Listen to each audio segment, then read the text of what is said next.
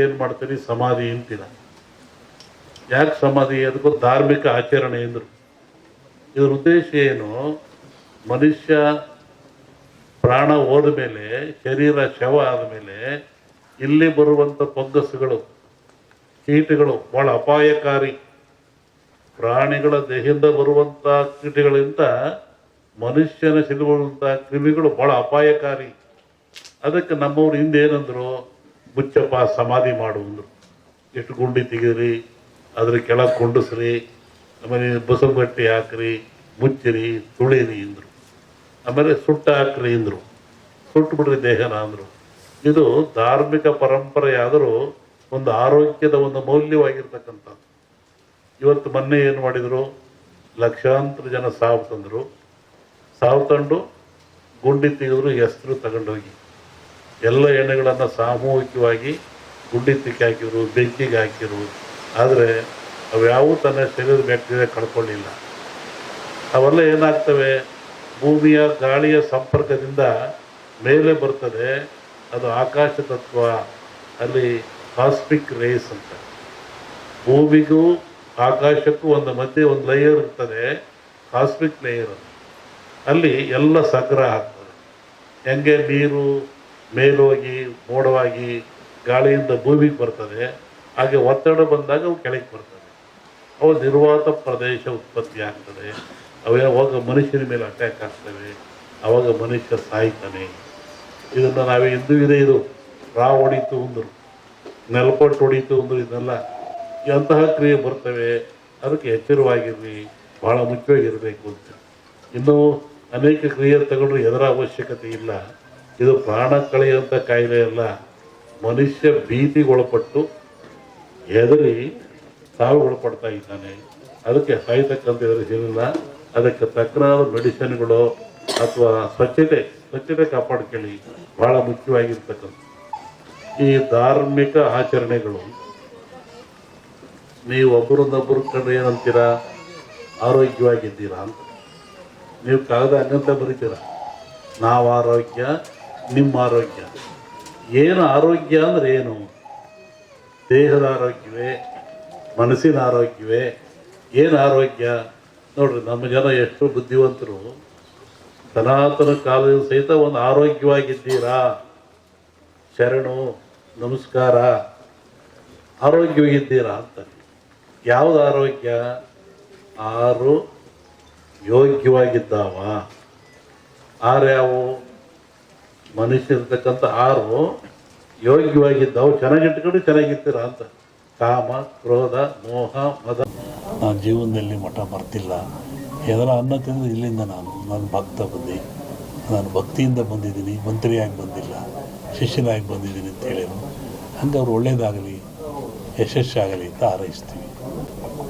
ಸಂಕ್ರಾಂತಿ ಕಳೆದ ಮೇಲೆ ಒಂದು ಯೋಗ ಇದ್ದಂಗೆ ಕಾಣಿದೆ. ಇವರಿಗೆ ಅಂತಲ್ಲ, ರಾಜ್ಯ ಮಟ್ಟದಲ್ಲಿ ಒಂದು ಉನ್ನತ ಯೋಗ ಅವಕಾಶ ಇದೆ.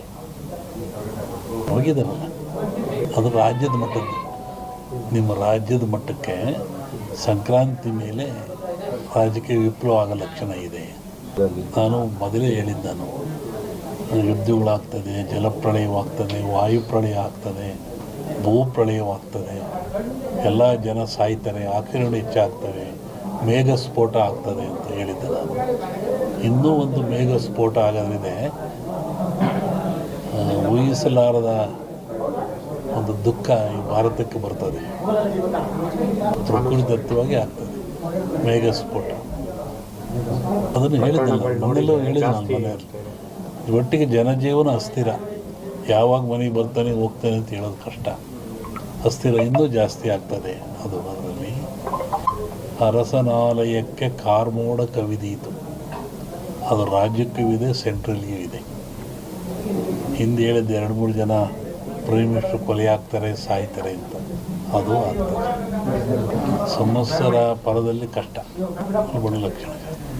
ದ್ವೇಷ, ಅಸೂಯೆ, ಈ ಮಧ್ಯೆ ಒಂದಿಬ್ಬರು ಬಲಿ ಆಗ್ತಾರೆ. ಹೇಳಿದ್ದಲ್ಲ, ಸಂಕ್ರಾಂತಿ ಮೇಲೆ ವಿಪ್ಲವ ಆಗೋ ಲಕ್ಷಣ ಇದೆ. ಇಲ್ಲ ಸರ್, ಸಿದ್ದರಾಮಯ್ಯಗೆ ತೊಂದರೆ ಇಲ್ಲ. ಮೂಡ ಬರುತ್ತೆ, ಮೂಡ ಹೋಗುತ್ತೆ ಅಷ್ಟೆ. ಏನು ಆಶೀರ್ವಾದ ಬಂದರೆ ಆಶೀರ್ವಾದ ಆಗ್ತದೆ.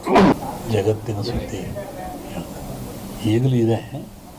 ಅವಾಗ ಸಂಕ್ರಾಂತಿ ಒಳಗೆ ಮೇಘ ಸ್ಫೋಟ ಅಂದಲ್ಲ, ರಾಜಕೀಯ ವಿಪ್ಲವ ಇನ್ನೊಂದು ಸತಿ ಥರ ಆಕ್ಸಿಡೆಂಟು ಆಗ ಲಕ್ಷಣ ಇದೆ. ಅದು ಹೇಳಿದೆ ಫ್ಲೋಟ್ ಮೇಘ ವಾಯು ಫ್ಲೈಟ್ದೆಲ್ಲ ಹೇಳಿದ್ದಲ್ಲ, ಫ್ಲೈಟ್ ಬಿತ್ತು, ಜನ ಸಾಯ್ತಾರೆ, ಮರಣ ಆಗ್ತದೆ, ಜಲಪ್ರಳಯವಾಗ್ತದೆ, ಸಮುದ್ರದಲ್ಲಿ ಆಗ್ತದೆ ಎಲ್ಲ ಹೇಳಿದ್ದಲ್ಲ ಆಗ್ತದೆ. ಇನ್ನೊಂದು ಶ್ರಾವಣದಲ್ಲಿ ಹೇಳ್ತೀನಿ, ಜನವರಿ ಒಳಗೊಂದು ದೊಡ್ಡ ಆಘಾತ ಆಗ ಲಕ್ಷಣ ಇದೆ ಇಂಡಿಯಾಕ್ಕೆ. ಸೂಳೆಯ ಮಗನುಟ್ಟಿ, ಇದನ್ನು ಇಟ್ಕೊಂಡಿರಲಿ, ಪರಿಹಾರ ಮುಂದೆ ಹೇಳ್ತೀನಿ. ಸೂಳೆಯ ಮಗನುಟ್ಟಿ ಆಳುವನು ಮುನಿಪುರವ, ಯುದ್ಧವಿಲ್ಲದ ಮಡಿಯೇ ಪುರವಲ್ಲ ಕೂಳಾದೀತು. ಇದು ಹಾಕ್ರಿ, ಇದು ರಿಸಲ್ಟ್ ಹೇಳ್ತೀನಿ, ಆಮೇಲೆ ಬಿಡಿಸಿ ಹೇಳ್ತೀನಿ ಅದನ್ನು ಏನು. ಇನ್ನೊಂದು, ಅಕಾಲದಲ್ಲಿ ಮಳೆ ಬಂದರೆ ಸಕಾಲದಲ್ಲಿ ಮಳೆಗೆ ತೊಂದರೆ ಆಗ್ತದೆ. ಮುಂದೆ ಬೇಕಾದಾಗ ಮಳೆ ಬರಲ್ಲ. ಈಗ ಬಂದುಬಿಡಿತಲ್ಲ, ಮುಂದೆ ಒಳ್ಳೆ ಬಿತ್ತನೆ ಕಾಲ, ಬೆಳೆ ಕಾಲ, ಬೇಕಾದಾಗ ಬರಲ್ಲ. ಅಕಾಲದಲ್ಲಿ ಮಳೆ ಬಂದರೆ ಸಕಾಲಿ ತೊಂದರೆ ಆಗ್ತದೆ. ಈ ಸರಿ ಅಂಥದ್ದು ಏನಿಲ್ಲ, ಸಮತೋಲನ ಆಗ್ತದೆ. ಇನ್ನೂ ಜಲಪ್ರಳಯ ಇದೆ, ರಾಜ್ಯದಲ್ಲಿ ಜಲಪ್ರಳಯ ಇದೆ. ಇಡೀ ಭಾರತ, ಇವು ಜಗತ್ತಿಗೆ ಇದು. ಸಾಗರದಲ್ಲಿ ಒಂದು ಅಚ್ಚರಿಯ ಸಂಗತಿ ಕಾಣುತ್ತೆ. ಜಲಸ್ಫೋಟ ಅಂತ ಹೇಳಿದ್ದೆ ನಾನು, ಅಲ್ಲಿ ಒಂದು ಆಗ ಲಕ್ಷಣ ಇದೆ. ಈ ಎರಡು ಸೇರಿ ಆಗುತ್ತೆ, ಮನುಷ್ಯರೇ ಮಾಡೋದಲ್ಲಿ. ಕೆಲವೊಂದು ಹೇಳೋಕ್ಕೆ ಹೆದರಿಕೆ ಆಗುತ್ತೆ. ಪರಿಹಾರ ಏನೆಲ್ಲ ಭಗವಂತನ ಧ್ಯಾನ ಮಾಡಬೇಕು ಅಷ್ಟೇ. ಯಾವ ಪೂಜೆ ಪುರಸ್ಕಾರದಿಂದ ಏನು ಉಪಯೋಗ ಆಗಲ್ಲ. ನೇರವಾಗಿ ಭಗವಂತನ ಧ್ಯಾನ ಮಾಡೋದೇ ಮುಖ್ಯ. ನೆನೆಸ್ಬೇಕು ಭಗವಂತ. ಸೂಳೆಯ ಮಗನುಟ್ಟಿ ಆಳುವನು ಮುನಿಪುರವ, ಯುದ್ಧವಿಲ್ಲದ ಮಡಿಯೇ ಪುರವಲ್ಲ ಕೂಳಾದೀತು. ವಿಷ್ಣು ವಾಮಾವತಾರದಲ್ಲಿ ವಾಮನ ಭೂಮಿ ಕೇಳಿದ, 3 ಅಡಿ ಭೂಮಿ ಕೇಳಿದ, ಎಲ್ಲ ಉಳಿತು.